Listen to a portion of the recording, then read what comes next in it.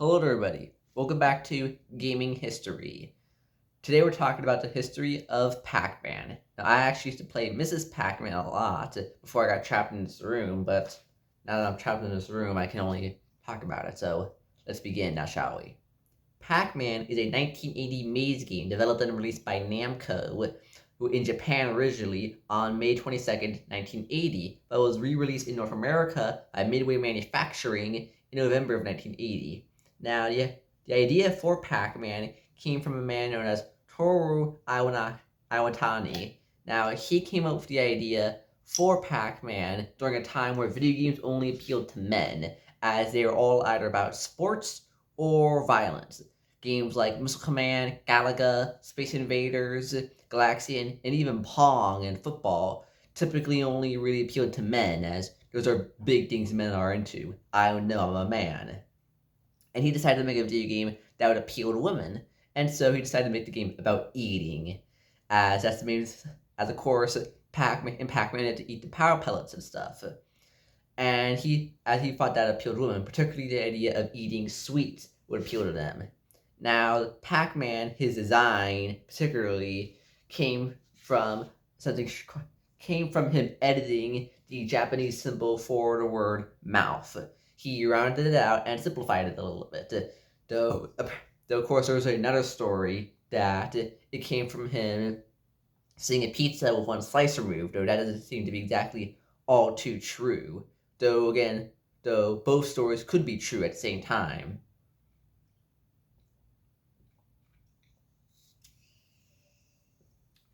Now, the game was originally going to be titled Pac-Man, which came from the Japanese onomatopoeia Paku Paku Tabaru, which is meant to be for the opening and closing of a mouth, But this was later changed to Puck-Man. And now the ghosts in Pac-Man, of course, are distinguishable, have their own personalities, and have their own names. And their designs came from two things in particular: Casper the Friendly Ghost, an American cartoon, and from something known as Abatiki no Kyutoro, which is from Japan, of course. Development on the game began in early 1979 and consisted of Iwatani and 9 other developers, and development of Pac-Man took 1 year and 5 months to complete. And after that time, the game was ready and to be released, and it was.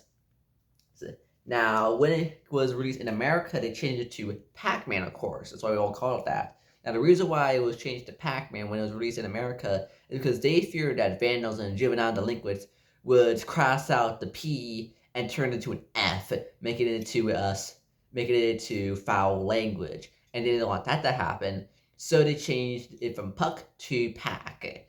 That's what became the standard. All later titles were simply called Pac-Man. Now, upon its release, it was a massive success. Absolutely massive. As it was so massive, in fact, it spawned a song released in December of 1981 that made it to number 9 on the US Billboard Hot 100, and spawned its own cartoon show produced by Hanna-Barbera, who made classic TV shows like the Jetsons, the Flintstones, and Scooby-Doo, Where Are You?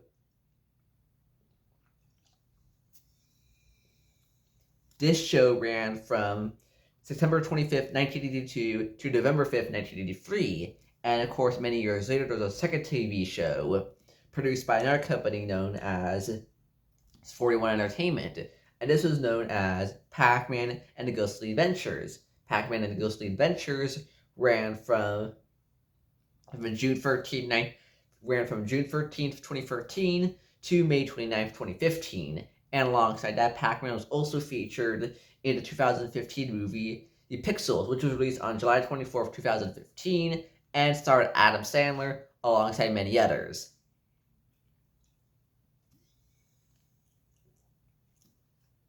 You may remember Adam Sandler from movies like Happy Gilmore and more.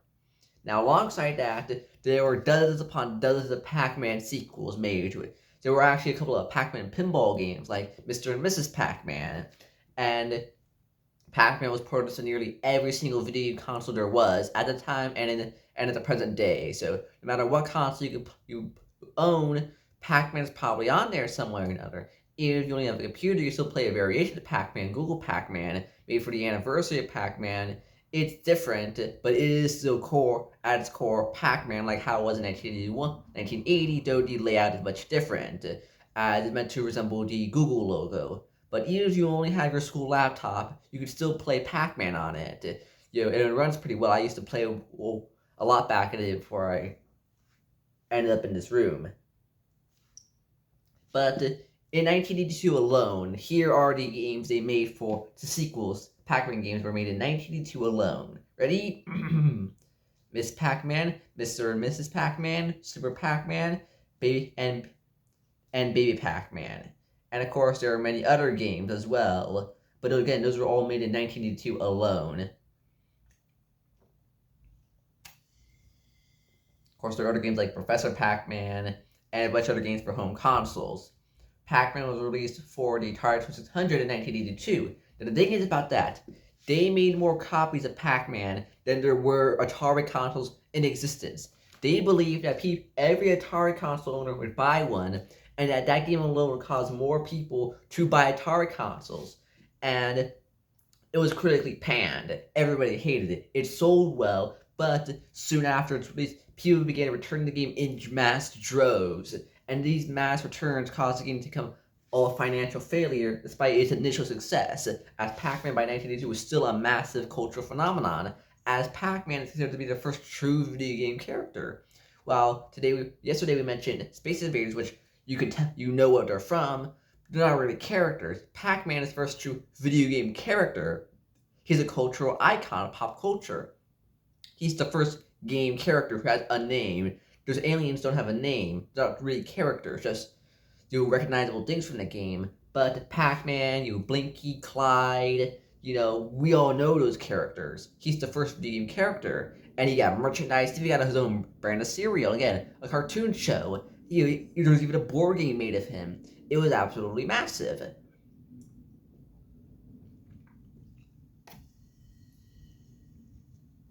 But his Atari game was considered to be a massive contributor to the video game crash of 1983, as it was just such a monumental failure. It was one of the first big monumental failures of the time, and was a massive flop, despite initial high earnings. As again, they made more copies than there were consoles at the time. And that's why millions of Pac-Man copies were buried in the Atari landfill alongside E.T. and a variety of other games. Surprisingly, we used to believe that was a urban legend for years, until we figured out, oh boy, that was real.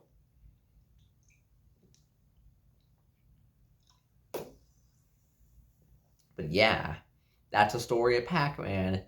All it took was one man's idea to appeal to women in the video game market, and bam, he made $1 billion franchise. Because Pac-Man has grossed over $1 billion and they did that back in 2016. So think how much more money they made nowadays. It's wild. That's all I gotta say for today's lesson, ladies and gentlemen.